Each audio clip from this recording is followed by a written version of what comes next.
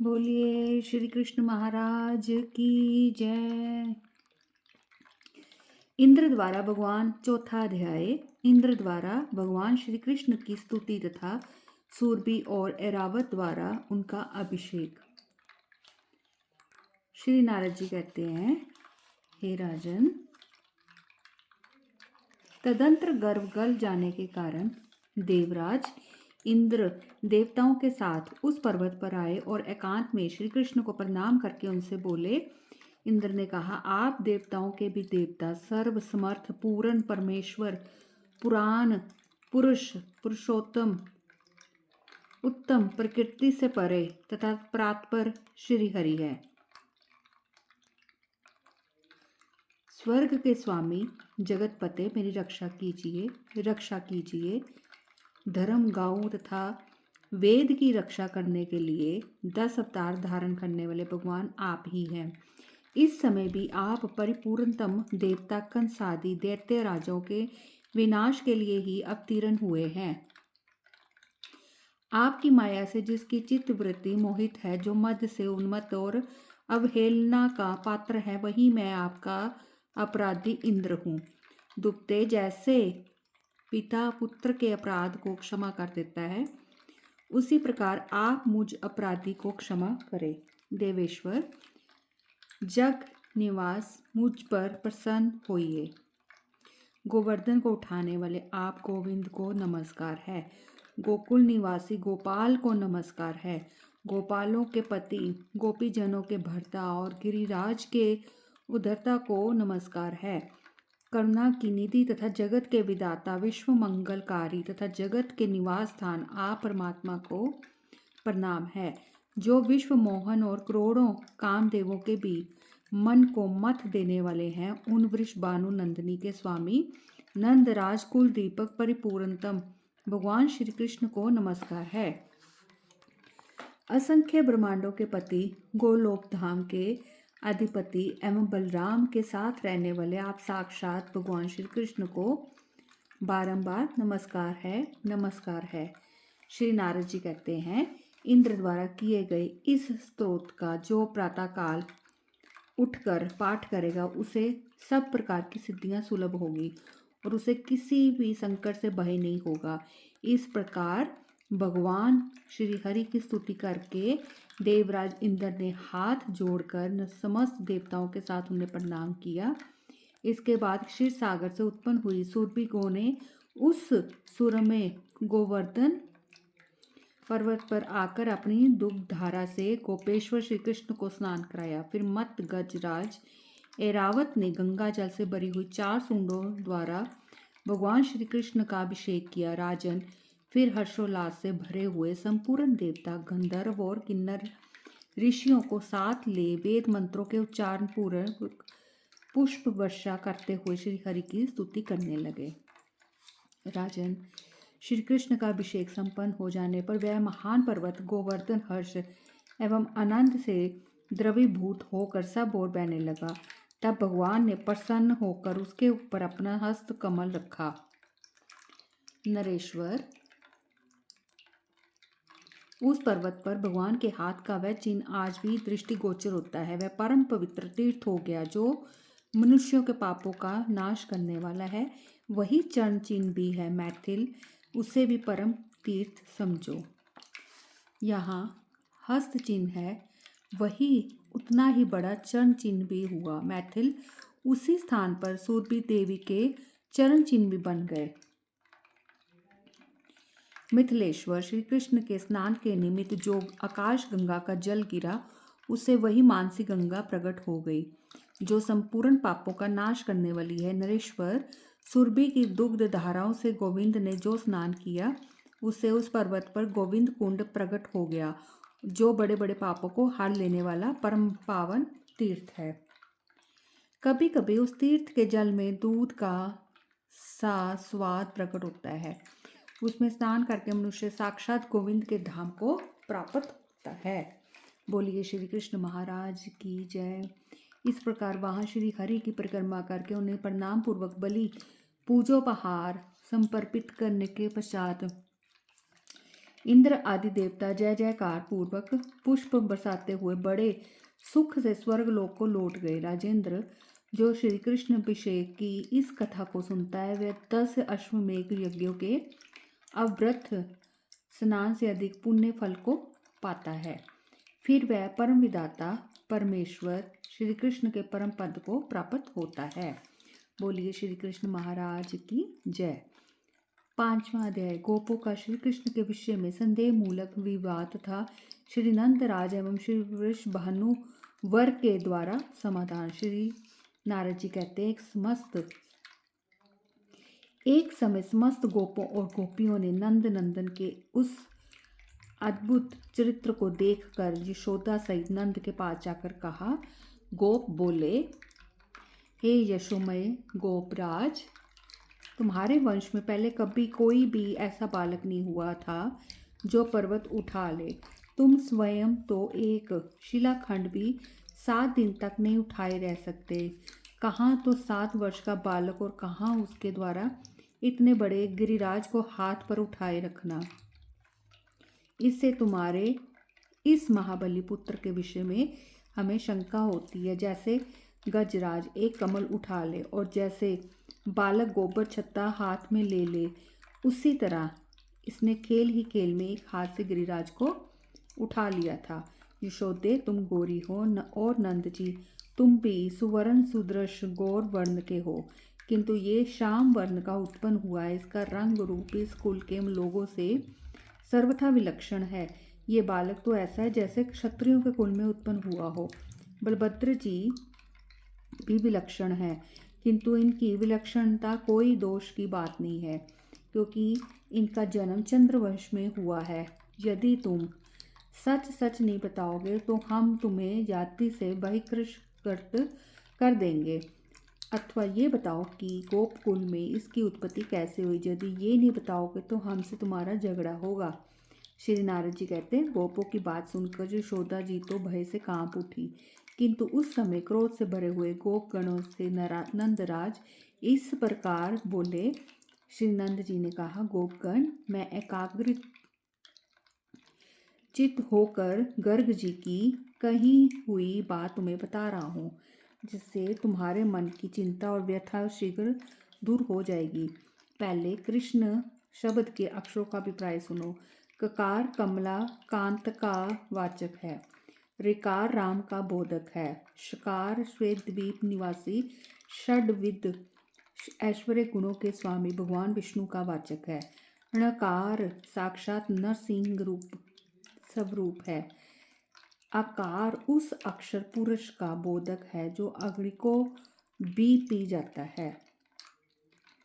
अंत में विसर्ग नामक 2 बिंदु हैं, ये नर और नारायण ऋषियों के प्रतीक है। ये 6 पूर्ण तत्व जिस परिपूर्णता परमात्मा में लीन है वही साक्षात कृष्ण है। इसी अर्थ में इस बालक का नाम कृष्ण कहा गया है। युग के अनुसार इसका वर्ण सत्य युग में शुल्क, त्रेता में रक्त तथा द्वापर में पीत होता आया है। इस समय द्वापर के अंत और कल युग के आदि में ये बालक कृष्ण रूप को प्राप्त हुआ है। इस कारण से ये नंद नंदन कृष्ण नाम से विख्यात है। 5 ज्ञान इंद्रियां तथा मन, बुद्धि, चित्त, ये 3 प्रकार के अंतःकरण 8 वसु कहे गए हैं। इसके अधिष्ठाता देवता भी इसी नाम से प्रसिद्ध है। इन वसुओं में अंतर्यामी रूप में से स्थित होकर ये श्री कृष्ण देव ही चेष्टा करते हैं, इसलिए इन्हें वासुदेव कहा गया है। वृषभानु नंदिनी राधा जो कीर्ति के भवन में प्रकट हुई है, उसके साक्षात पति ये ही है, इसलिए इन्हें राधापति भी कहा गया है। ये साक्षात परिपूर्णतम भगवान श्री कृष्ण असंख्य ब्रह्मांडों के अधिपति है और सर्वत्र व्यापक होते हुए भी सर्व रूप से गोलोक धाम में विराजते हैं। नंद वे ही ये भगवान भूतल का भार उतारने, कंस आदि दैत्य को मारने तथा भक्तों का पालन करने के लिए तुम्हारे पुत्र रूप में प्रकट हुए हैं। भरतवंशी नंद इस बालक के अनंत नाम है, जो वेदों के लिए भी गोपनीय है तथा इसकी लीलाओं के अनुसार और बहुत और भी बहुत से नाम विख्यात होंगे। अतः इसके कितने ही महान विलक्षण कर्म क्यों ना हो, उनके संबंध में कोई विस्मय नहीं करना चाहिए। गोपगण अपने पुत्र के विषय में गर्ग जी की कही हुई इस बात को सुनकर मैं कभी संदेह नहीं करता, क्योंकि पृथ्वी पर वेद वाक्य और ब्राह्मण वचन ही प्रमाण है। गोप बोले, यदि महामुनि गर्गाचार्य तुम्हारे घर आए थे, तब उसी समय नामकरण संस्कार में तुमने भाई बंधुओं को भी क्यों नहीं बुलाया? चुपचाप अपने घर में ही बालक का नामकरण संस्कार कर लिया। ये तुम्हारी अच्छी रीति है कि सारा कार्य घर में ही गुपचुप कर लिया जाए। श्री नारद जी कहते, राजन, यो कहकर क्रोध से भरे हुए गोप नंद मंदिर से निकलकर वृषभानुवर के पास गए। वृषभानुवर नंदराज के साक्षात सहायक थे, तथापि उनकी परवाह न करके जातीय संगठन के बल से उन्मत्त हुए गोप उनके पास जाकर बोले। गोपों ने कहा, वृषभानुवर, तुम हमारे जाति वर्ग में प्रधान और महान मनस्वी हो, अतः गोपेश्वर भूपाल, तुम नंदराज को जाति से अलग कर दो। वृषभानुवर बोले, नंदराज का क्या दोष है जिससे मैं उसको त्याग दूं? नंदराज तो समस्त गोपों के प्रिय, अपनी जाति के मुकुट तथा मेरे भी परम प्रिय है। गोप बोले, राजन महामते, यदि तुम नंदराज को नहीं छोड़ोगे तो हम सब ब्रजवासी तुम्हें छोड़ देंगे। तुम्हारे घर में कन्या बड़ी आयु की होकर विवाह के योग्य हो गई है, और तुमने हमारी जाति के प्रधान होकर भी धन और संपत्ति के मद से मतवाले हो, अब तक उसे किसी श्रेष्ठ वर्ग के हाथ में नहीं सौंपा है, इसलिए तुम्हारे ऊपर पाप चढ़ा हुआ है। महामते नरेश, आज से हम तुम्हें जाति भ्रष्ट तथा अपने से अलग मान लेंगे, नहीं तो शीघ्र नंदराज को छोड़ दो। वृषभानुवर ने कहा, गोपगण, मैं एकाग्रचित होकर गर्ग जी की कही हुई बात बता रहा हूँ, जिससे शीघ्र ही तुम्हारी चिंता व्यथा दूर हो जाएगी। उन्होंने बताया, असंख्य ब्रह्मांडों के अधिपति लोकेश्वर प्रातपर भगवान श्री कृष्ण नंद ग्रह में बालक होकर अवतीर्ण हुए हैं। उनसे बढ़कर श्री राधा के लिए कोई वर नहीं है। ब्रह्मा जी की प्रार्थना से भूमि का भार उतारने और कंस आदि के वध करने के लिए भूतल पर श्री कृष्ण का अवतार हुआ है। गोलोक में श्री राधा नाम की जो श्री कृष्ण की पटरानी है, वे ही तुम्हारे घर में कन्या रूप से अवतीर्ण हुई है। उन परा देवी को तुम नहीं जानते। मैं उन दोनों का विवाह नहीं कराऊंगा। इसका विवाह यमुना तट पर भांडीर वन में होगा। वृंदावन के समीप निर्जन सुंदर स्थल में साक्षात ब्रह्मा जी पधार कर श्री राधा तथा श्री कृष्ण का विवाह कार्य संपन्न कराएंगे।